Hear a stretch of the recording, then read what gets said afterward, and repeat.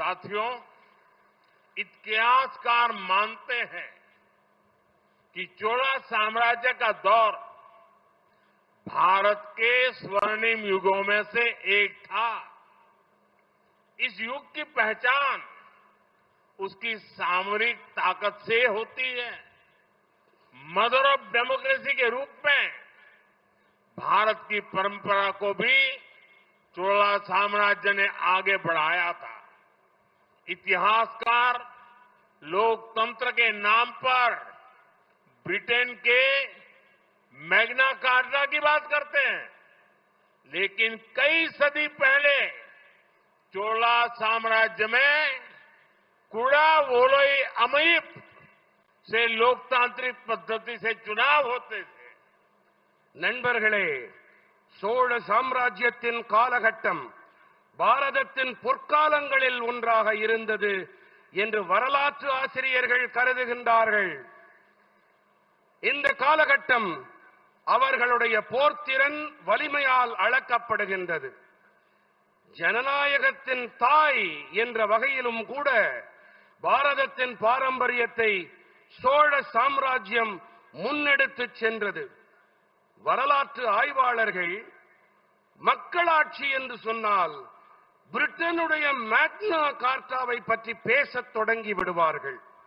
ஆனால் பல நூற்றாண்டுகள் முன்பாகவே சோழ சாம்ராஜ்யத்தில் குடவோலை முறை வாயிலாக ஜனநாயக வழிமுறைப்படி தேர்தல்கள் நடந்தன. आज दुनिया भर में वाटर मैनेजमेंट और इकोलॉजी प्रिजर्वेशन की इतनी चर्चा होती है। हमारे पूर्वज बहुत पहले से इनका महत्व समझते थे।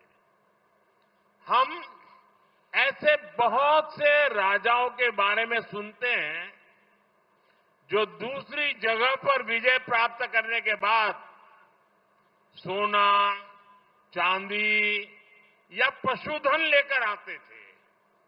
लेकिन देखिए, राजेंद्र चोला की पहचान वे गंगाजल लाने के लिए है।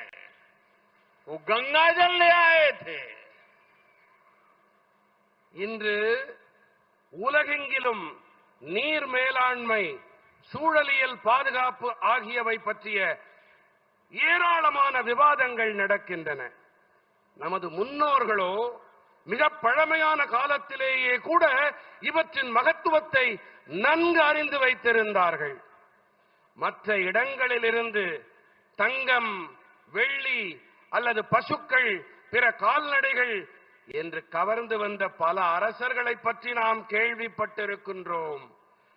ஆனால் பாருங்கள், ராஜேந்திர சோழனுடைய அடையாளமோ புனித கங்கை நீரை கொண்டு வந்ததோடு இருக்கிறது.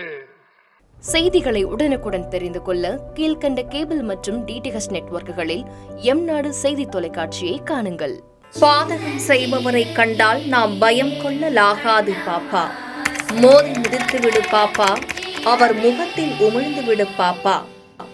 அண்மை செய்திகளை உடனுக்குடன் தெரிந்து கொள்ள இணைந்திருங்கள் எம் நாடு தொலைக்காட்சியுடன்.